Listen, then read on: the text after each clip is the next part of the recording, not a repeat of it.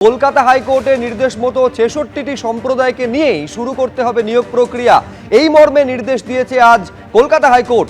শূন্য পদে নিয়োগের অনুমতি চেয়ে আজই রাজ্যের কাছে আবেদন জানাবে কলকাতা পুরসভা এবং সেই প্রেক্ষিতে কোনো নিয়োগ কোনো ভর্তি অযথা বন্ধ রাখার প্রয়োজন নেই বলে স্পষ্ট নির্দেশ দিয়েছে মহামান্য কলকাতা হাইকোর্ট। ডিভিশন বেঞ্চ স্পষ্ট করে বলেছে যে ৬৬টি সম্প্রদায়কে নিয়ে ৭% সংরক্ষণ নীতি মেনে কাজ করুন। পুরসভার আইনজীবীকে উদ্দেশ্য করে মন্তব্য মহামান্য বিচারপতির। দেখুন, মূল বিতর্কটা তৈরি হয়েছিল যে কলকাতা হাইকোর্টের মহামান্য ডিভিশন বেঞ্চ তারা যখন ওবিসি সার্টিফিকেট বাতিল সংক্রান্ত রায় দেয়, তারপরেও কিভাবে রাজ্য মিউনিসিপ্যাল সার্ভিস কমিশন নিয়োগ বিজ্ঞপ্তি জারি করে তাকে চ্যালেঞ্জ করেই কলকাতা হাইকোর্টে মামলা হয়েছিল। আমি এই নিয়ে আরো বিস্তারিত জানবো। সৌভিক মজুমদার আমাদের সঙ্গে রয়েছেন। এই যে চ্যালেঞ্জ হলো, তারপরে মামলা হলো, সেই মামলার হিয়ারিং এ কি হলো আজ?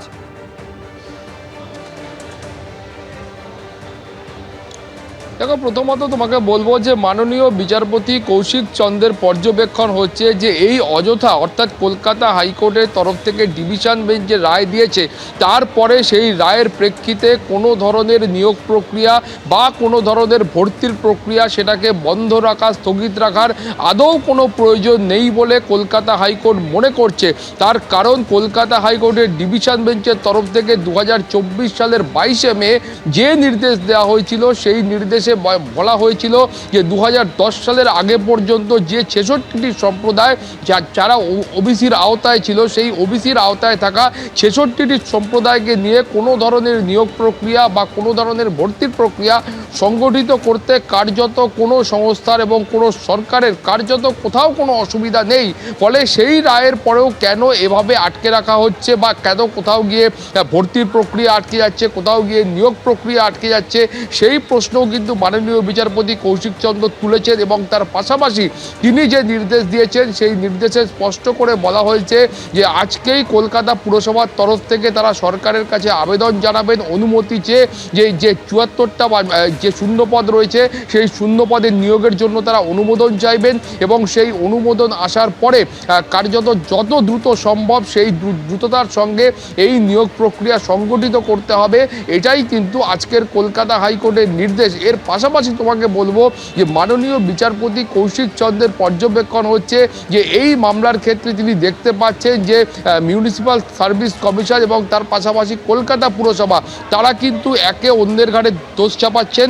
এটাই কিন্তু কলকাতা হাইকোর্টের আজকে পর্যবেক্ষণ। এবং মূল মামলার যেখান থেকে সূত্রপাত, সেখানে বলা হয়েছিল যে গত বছরের অক্টোবর মাস নাগাদ কলকাতা পুরসভার কাছ থেকে একটা রিকুইজিশন পাঠানো হয় সার্ভিস কমিশনের কাছে, এবং যেখানে বলা হয় যে এই নিয়োগ প্রক্রিয়া সংগঠিত করতে হবে।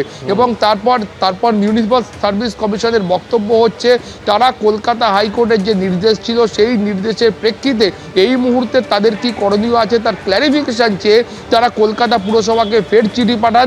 কিন্তু কলকাতা পুরসভার পক্ষ থেকে এখনও সেই প্রশ্নের কোনো উত্তর দেওয়া হয়নি।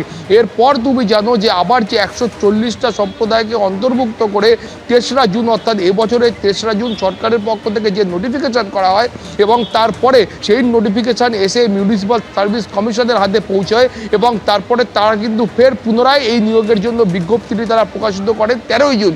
এবং তারপরেই কলকাতা হাইকোর্টের কাছে এই মামলা আসে এবং সেখানে বিচারপতি কৌশিক চন্দ্রের পর্যবেক্ষণ হচ্ছে যে প্রথমবার যখন তাদের কাছে এই বিজ্ঞপ্তি আসলো, সেই সময় তার ক্ল্যারিফিকেশনের জন্য মিউনিসিপ্যাল সার্ভিস কমিশন তারা কলকাতা পুরসভাকে চিঠি লিখলেন। কিন্তু তার পরবর্তী ক্ষেত্রে অর্থাৎ নতুন যখন এই বিজ্ঞপ্তি আসলো, তারপরে তারা ক্ল্যারিফিকেশনের জন্য কেন কোনো চিঠি লিখলেন না, সেই প্রশ্নও কিন্তু আজকে মাননীয় বিচারপতি কৌশিক চন্দ্র করেছেন। ফলে তিনি যেটা মূল বক্তব্য রেখেছেন বা মূল যে নির্দেশ রয়েছে, সেই নির্দেশ অনুযায়ী ওবিসির যে ৬৬টি সম্প্রদায় 2010 সালের আগে পর্যন্ত ছিল এবং যেটা কলকাতা হাইকোর্টের ডিভিশন বেঞ্চের নির্দেশও ছিল, সেই নির্দেশ মেনে অবিলম্বে নিয়োগ প্রক্রিয়া শুরু করতে হবে। এটাই কিন্তু কলকাতা হাইকোর্টের আজকের নির্দেশ।